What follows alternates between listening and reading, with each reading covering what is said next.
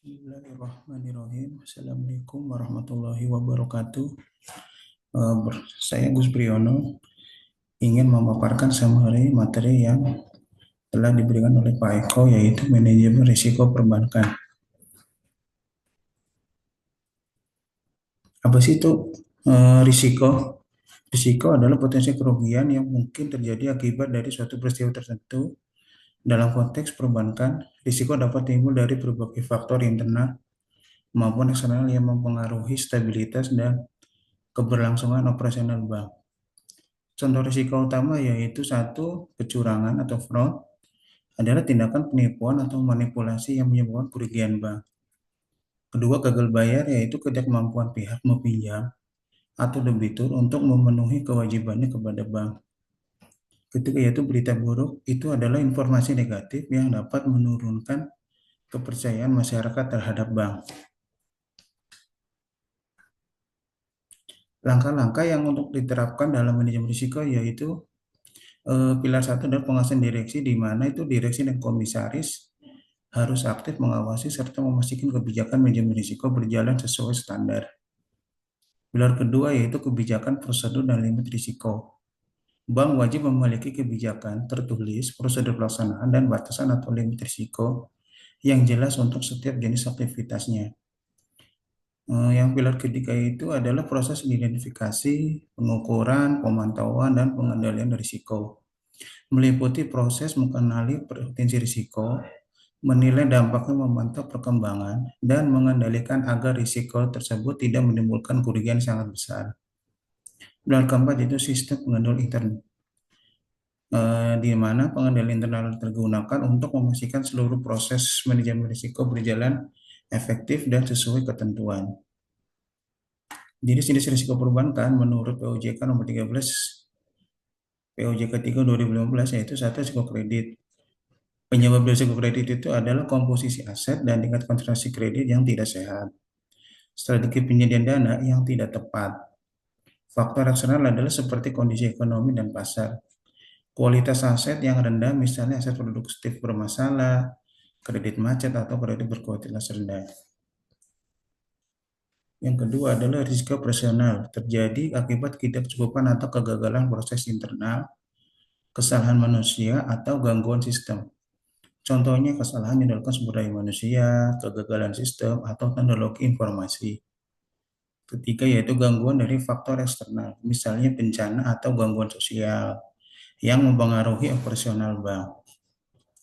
Ketiga yaitu jenis risiko, likuiditas adalah di mana risiko akibat ketidakmampuan bank memenuhi kewajiban yang jatuh tempo dari sumber pendanaan arus kas atau aset likuid berkualitas tinggi yang dapat digunakan tanpa mengganggu dan kondisi keuangan bank. Dampaknya adalah bank kesulitan menyediakan dana tunai atau menjual aset likuid tanpa mengganggu stabilitas keuangannya. Untuk jenis risiko perbankan yang keempat yaitu risiko kepatuhan, muncul akibat kepatuhan bank terhadap peraturan, ketentuan atau undang-undang yang berlaku. Sumber risiko kepatuhan yaitu adalah pelanggaran terhadap regulasi atau perundang-undangan. Yang kedua yaitu perilaku organisasi atau individu dalam bank yang tidak sesuai etika dan hukum. Jenis risiko perbankan yang kelima yaitu risiko strategik, terjadi akibat kesalahan dan penyusunan atau penerapan strategi bisnis bank. Penyebabnya adalah satu, lemahnya formulasi dan analisis strategi. Kedua, yaitu sistem informasi manajemen yang kurang memadai. Ketiga, tujuan strategik terlalu agresif. Keempat, yaitu ketidaktepatan implementasi strategi. Kelima, yaitu kegagalan mengantisipasi perubahan lingkungan bisnis. Jenis risiko perbankan yang keenam yaitu risiko reputasi, di mana risiko yang timbul karena menurunnya tingkat kepercayaan publik dan stakeholder terhadap bank akibat persepsi negatif. Faktor penyebabnya adalah banyaknya pengaduan nasabah yang signifikan. Dua, pelanggaran etika bisnis. Ketiga, yaitu hubungan dengan pihak yang memiliki reputasi buruk. Nah, di sini kita harus mengetahui strategi manajemen risiko perbankan yang harus diterapkan. Yang pertama, satu, diversifikasi aset dan portofolio kredit. kita harus memverifikasi aset tersebut, apakah dia perusahaan besar atau dia bisa buat bayar untuk cicilannya atau tidak. Kedua itu penerapan prinsip kehati-hatian. Jadi kita tuh harus berhati-hati, misalkan perbankan mau ngasih pinjaman ke suatu perusahaan, kita harus lihat dulu asetnya berapa, untuk pendapatan berapa, apakah dia sanggup untuk bayar cicilannya. Ketiga yaitu penggunaan teknologi informasi untuk deteksi dini risiko. Keempat, penyusunan kebijakan limit dan cadangan kerugian. Kelima, audit dan pengawasan internal secara berkala.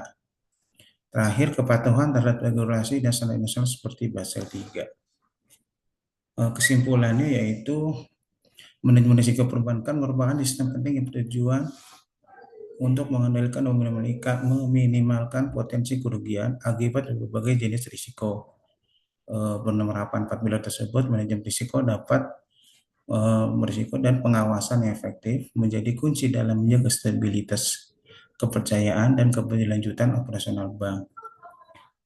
Setiap bank harus memiliki sistem manajemen risiko yang terintegrasi, transparan, dan berorientasi pada kepatuhan terhadap peraturan agar mampu bertahan menghadapi dinamika ekonomi global. Dengan manajemen risiko yang baik, bank dapat mengidentifikasi potensi kerugian, meminimalkan dampak negatif, serta meningkatkan kepercayaan nasabah dan investor.